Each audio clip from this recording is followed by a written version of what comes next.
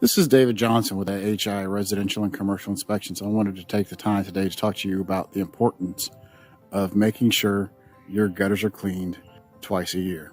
We're actually doing an inspection in January, and you can come up here and see that all the leaves have dropped. The gutters have not been cleaned. Actually see there's some deterioration and moisture behind the fascia board as a result in several areas. So wood rot is occurring on this house as a result. And you can actually see that they've tried to attempt to do some repairs here with some caulking.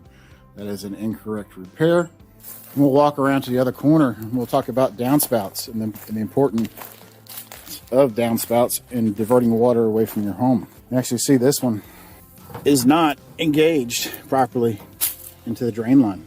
That can cause foundation issues. We have another one over here on this corner, this pulled away from the drain line. You actually see that this downspout is allowing water to drop to this location. You have wood debris in contact with this can attract termites. This water that comes out of this downspout is going to get trapped and ponded right here at this foundation. That is no bueno. That is not good.